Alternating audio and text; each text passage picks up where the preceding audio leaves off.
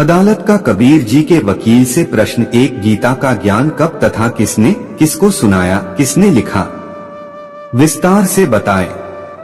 कबीर जी के वकील का उत्तर श्रीमद्भगवत गीता का ज्ञान श्री कृष्ण जी के शरीर में प्रवेश करके काल भगवान ने, जिसे वेदों व गीता में ब्रह्मा नाम से भी जाना जाता है, अर्जुन को सुनाया। जिस समय कौरव तथा पांडव अपनी संपत्ति अर्थात दिल्ली के राज्य पर अपने अपने हक का दावा करके युद्ध करने के लिए तैयार हो गए थे, दोनों की सेनाएं आमने सामने कुरुक्षेत्र के मैदान में खड़ी थी। अर्जुन ने देखा कि सामने वाली सेना में भीष्म पितामह, गुरु द्रोणाचार्य, रिश्तेदार, कौरवों के बच्चे, दामाद, बहनोई, ससुर आदि लड़ने मरने के लिए खड़े हैं। कौरव और पांडव आपस में चचेरे भाई थे। अर्जुन में साधु भाव जागृत हो गया तथा विचार किया कि जिस राज्य को प्राप्त करने के लिए हमें अपने चचेरे भाइयों, भतीजों, दामादों, बहनोइयों, भीष्म पितामह जी तथा गुरुजनों को मारेंगे, यह भी नहीं पता कि हम कितने दिन संसार में रहेंगे। इसलिए इस प्रकार से प्राप्त राज्य के सुख से अच्छा तो हम भिक्षा मांगकर अपना निर्वाह कर लेंगे, परंतु युद्ध नहीं करेंगे। यह विचार करके अर्जुन ने धनुष बाण हाथ से छोड़ दिया तथा रथ के पिछले भाग में बैठ गया। अर्जुन की ऐसी दशा देखकर श्री कृष्ण बोले, देख ले सामने किस योद्धा से आपने लड़ना है। अर्जुन ने उत्तर दिया कि हे कृष्ण, मैं किसी कीमत पर भी युद्ध नहीं करूंगा। अपने उद्देश्य तथा जो विचार मन में उठ रहे थे उनसे भी अवगत कराया। उसी समय श्री कृष्ण जी में काल भगवान प्रवेश कर गया, जैसे प्रेत किसी अन्य व्यक्ति के शरीर में प्रवेश करके बोलता है। ऐसे ही काल ने श्री कृष्ण के शरीर में प्रवेश करके श्रीमद्भगवत गीता का ज्ञान युद्ध करने की प्रेरणा करने के लिए तथा कलयुग में वेदों को जानने वाले व्यक्ति नहीं रहेंगे, इसलिए चारों वेदों का संक्षिप्त वर्णन व सारांश गीता ज्ञान रूप में 18 अध्यायों में 584 श्लोकों में सुनाया। श्रीमद्भगवत गीता में कुल 700 श्लोक हैं, जिनमें से 584 काल ब्रह्मा ने श्री कृष्ण के शरीर में प्रवेश करके बोले थे। शेष संजय धृतराष्ट्र संवाद के श्लोक हैं। श्री कृष्ण को तो पता नहीं था कि मैंने क्या बोला था गीता ज्ञान में। कुछ वर्षों के बाद वेदव्यास ऋषि ने इस अमृत ज्ञान को संस्कृत भाषा में देवनागरी लिपि में लिखा। बाद में अनुवादकों ने अपनी बुद्धि के अनुसार इस पवित्र ग्रंथ का हिंदी तथा अन्य भाषाओं में अनुवाद किया, जो वर्तमान में गीता प्रेस गोरखपुर यूपी से प्रकाशित किया जा रहा है, जो कुछ गलत कुछ ठीक है। सर्वप्रथम गीता से ही प्रमाणित करता हूँ। प्रमाण न 1 गीता अध्याय 11 में प्रमाण है कि जब गीता ज्ञान दाता ने अपना विराट रूप दिखा दिया तो उसको देखकर अर्जुन भयभीत हो गया, कांपने लगा। यहाँ पर यह बताना भी अनिवार्य है कि अर्जुन का साला था श्री कृष्ण, क्योंकि श्री कृष्ण की बहन सुभद्रा का विवाह अर्जुन से हुआ था। गीता ज्ञान दाता ने जिस समय अपना भयंकर विराट रूप दिखाया जो 1000 भुजाओं वाला था, तब अर्जुन ने पूछा कि हे देव, आप कौन हैं? गीता अध्याय 11 श्लोक 31। हे सहस्राबाहु 1000 भुजा वाले, आप अपने चतुर्भुज रूप में दर्शन दीजिए, क्योंकि अर्जुन उन्हें विष्णु अवतार कृष्ण तो मानता ही था, परंतु उस समय श्री कृष्ण के शरीर से बाहर निकलकर काल ने अपना अपार विराट रूप दिखाया था।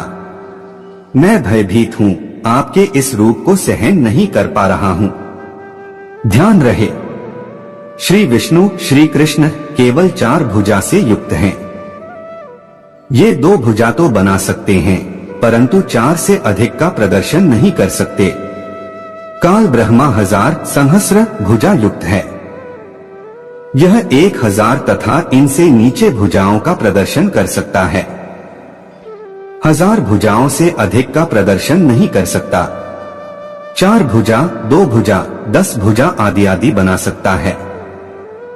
शरीर में बने कमल चक्रों में भी इस काल ब्रह्मा के चक्र का नाम सहस्र कमल दल चक्र है।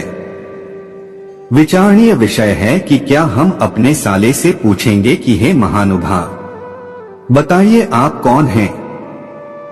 एक समय एक व्यक्ति में प्रेत बोलने लगा।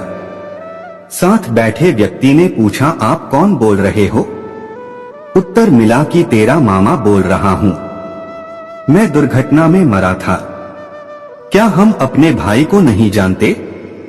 ठीक इसी प्रकार श्री कृष्ण में काल बोल रहा था।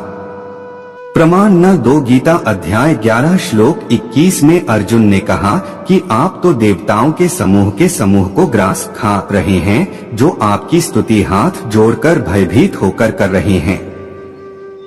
महर्षियों तथा सिद्धों के समुदाय आपसे अपने जीवन की रक्षार्थ मंगल कामना कर रहे हैं। गीता अध्याय 11 श्लोक 32 में गीता ज्ञान दाता ने बताया कि हे अर्जुन, मैं बढ़ा हुआ काल हूँ, अब प्रवृत्त हुआ हूँ, अर्थात श्री कृष्ण के शरीर में अब प्रवेश हुआ हूँ। सर्व व्यक्तियों का नाश करूंगा। विपक्ष की सर्व सेना तू युद्ध नहीं करेगा तो भी नष्ट हो जाएगी। इससे सिद्ध हुआ कि गीता का ज्ञान श्री कृष्ण जी के शरीर में प्रविष्ट होकर काल ने कहा है। श्री कृष्ण जी ने पहले कभी नहीं कहा कि मैं काल हूँ। श्री कृष्ण जी को देखकर कोई भयभीत नहीं होता था। गोप गोपियां, ग्वाल बाल, पशु पक्षी सब दर्शन करके आनंदित होते थे। तो क्या श्री कृष्ण जी काल थे? नहीं। इसलिए गीता ज्ञान दाता काल है, जिसने श्री कृष्ण जी के शरीर में प्रवेश करके गीता शास्त्र का ज्ञान दिया। प्रमाण न 3 गीता अध्याय 11 श्लोक 47 में गीता ज्ञानदाता ने कहा कि हे अर्जुन, मैंने प्रसन्न होकर अपनी कृपा से तेरी दिव्य दृष्टि खोलकर यह विराट रूप दिखाया है। यह विराट रूप तेरे अतिरिक्त पहले किसी ने नहीं देखा है।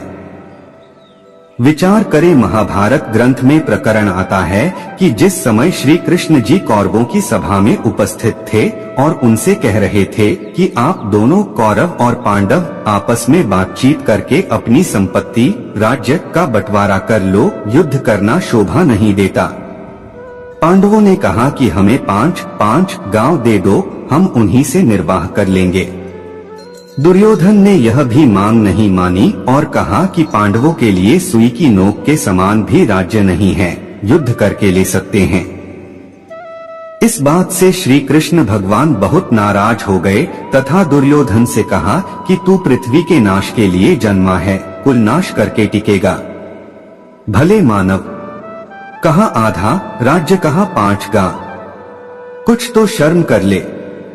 इतनी बात श्री कृष्ण जी के मुख से सुनकर अभिमानी दुर्योधन राजा आगबबूला हो गया और सभा में उपस्थित अपने भाइयों तथा मंत्रियों से बोला कि इस कृष्ण यादव को गिरफ्तार कर लो। उसी समय श्री कृष्ण जी ने विराट रूप दिखाया। सभा में उपस्थित सर्व सभासद उस विराट रूप को देखकर भयभीत होकर कुर्सियों के नीचे छिप गए, कुछ आंखों पर हाथ रखकर जमीन पर गिर गए। श्री कृष्ण जी सभा छोड़कर चले गए तथा अपना विराट रूप समाप्त कर दिया। गीता अध्याय 11 श्लोक 47 में गीता ज्ञान दाता ने कहा था कि यह मेरा विराट रूप तेरे अतिरिक्त अर्जुन पहले किसी ने नहीं देखा था।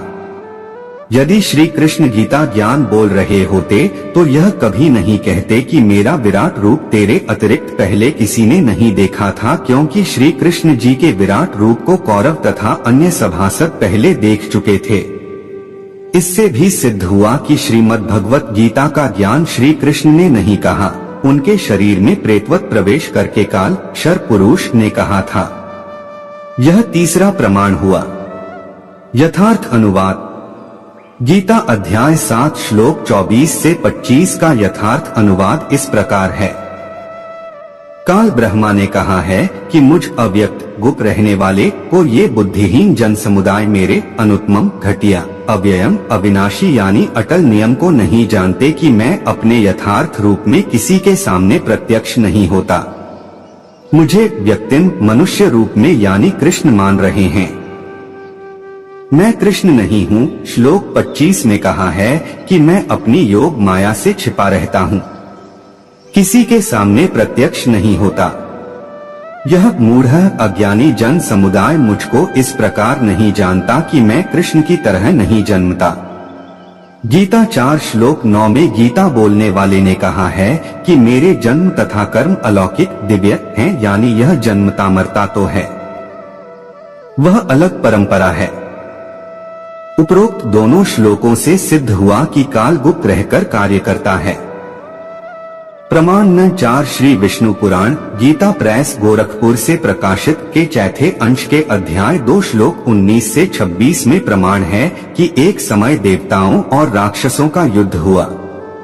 देवता पराजित होकर समुद्र के किनारे जाकर छिप गए। फिर भगवान की तपस्या स्तुति करने लगे। काल का विधान है, अर्थात काल ने प्रतिज्ञा कर रखी है कि मैं अपने वास्तविक काल रूप में कभी किसी को दर्शन नहीं दूंगा, अपनी योग माया से छिपा रहूंगा। प्रमाण गीता अध्याय 7 श्लोक 24 से 25 में। इसलिए यह काल क्षर पुरुष किसी को विष्णु जी के रूप में दर्शन देता है, किसी को शंकर जी के रूप में, किसी को ब्रह्मा जी के रूप में दर्शन देता है। देवताओं को श्री विष्णु जी के रूप में दर्शन देकर कहा कि मैंने जो आपकी समस्या है वह जान ली है। आप पुरंज राजा को युद्ध के लिए तैयार कर लो। मैं उस राजा श्रेष्ठ के शरीर में प्रविष्ट होकर राक्षसों का नाश कर दूंगा। ऐसा ही किया गया। इस फोटोकॉपी में स्पष्ट लिखा है कि गीता ज्ञान देने वाला काल ब्रह्मा अन्य के शरीर में प्रवेश करके कार्य करता है। इसी प्रकार श्री कृष्ण जी में प्रवेश करके गीता का ज्ञान कहा है। प्रमाण न 5 श्री विष्णु पुराण के चौथे अंश के अध्याय 3 श्लोक 4 से 6 में प्रमाण है कि एक समय नागवंशियों तथा गंधर्वों का युद्ध हुआ। गंधर्वों ने नागों के सर्व बहुमूल्य हीरे, लाल व खजाने लूट लिए, उनके राज्य पर भी कब्जा कर लिया। नागाओं ने भगवान की स्तुति की। वही काल भगवान विष्णु रूप धारण करके प्रकट हुआ। कहा कि आप पुरुकुत्स राजा को गंधर्वों के साथ युद्ध के लिए तैयार कर लें। मैं राजा पुरुकुत्स के शरीर में प्रवेश करके दुष्ट गंधर्वों का नाश कर दूंगा। ऐसा ही हुआ। उपरोक्त विष्णु पुराण की दोनों कथाओं से प्रमाणित हुआ कि यह काल भगवान क्षर पुरुष इस प्रकार अव्यक्त गुप्त रहकर कार्य करता है। इसी प्रकार इसने श्री कृष्ण जी में प्रवेश करके गीता का ज्ञान कहा है।